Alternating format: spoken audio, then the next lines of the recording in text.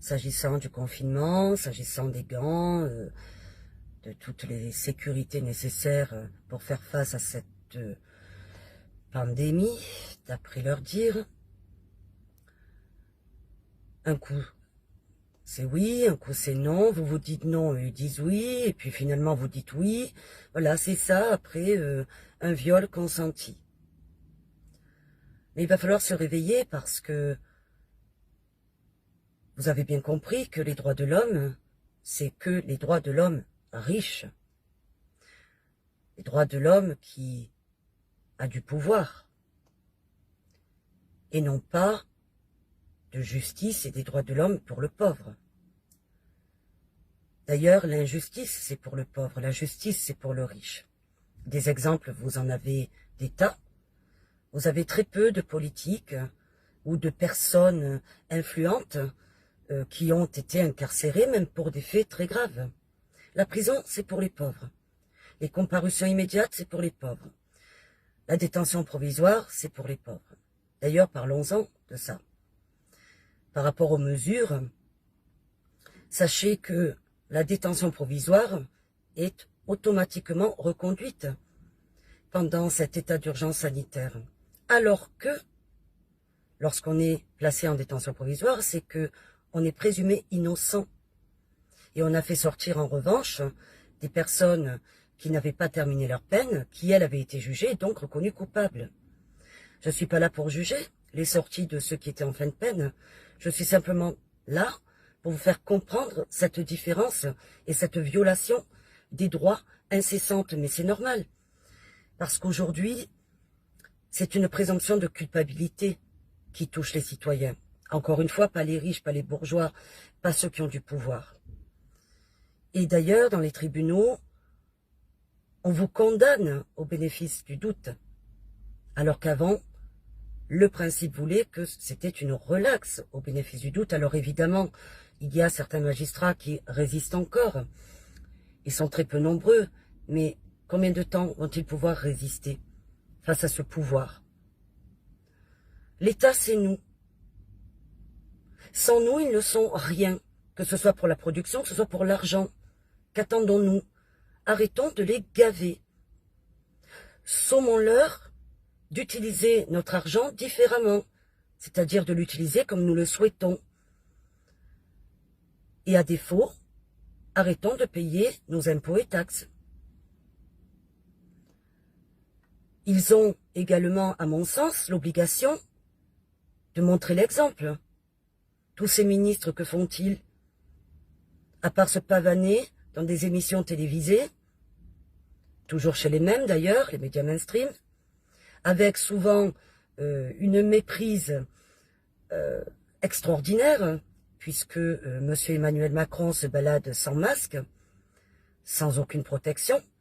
Il pourrait contaminer quelqu'un. À la limite, qu'on le contamine, c'est pas bien grave, c'est un moindre mal, j'ai envie de vous dire. Mais qu'il contamine les autres, ça c'est autre chose. Et il n'y a que cela que l'on voit à la télévision, mais ils doivent donner l'exemple. Mais l'exemple surtout, c'est-à-dire aller au front. Moi, j'aurais aimé des ministres filmés, en train d'aller voir des SDF, en train d'aller voir des familles en difficulté, et les aider vraiment, plutôt que de ne faire que des shows. Parce que ce sont des shows. On nous prend pour des imbéciles, parce que là encore, ils considèrent que le peuple est bête, qu'il n'est pas intelligent. Ils confondent encore une fois l'éducation, la culture et l'intelligence.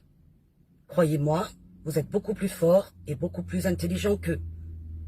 Pour ma part, j'ai fait des études d'avocat, je suis avocate depuis des années, mais croyez-moi que ne serait-ce que dans ma région du Vaucluse, il y en a des milliers qui sont beaucoup plus intelligents que moi.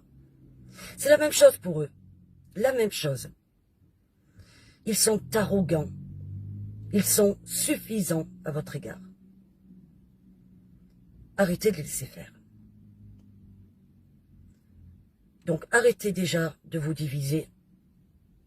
Apprenez de vos erreurs passées dans le cadre du mouvement des Gilets jaunes et sortez. Sortez.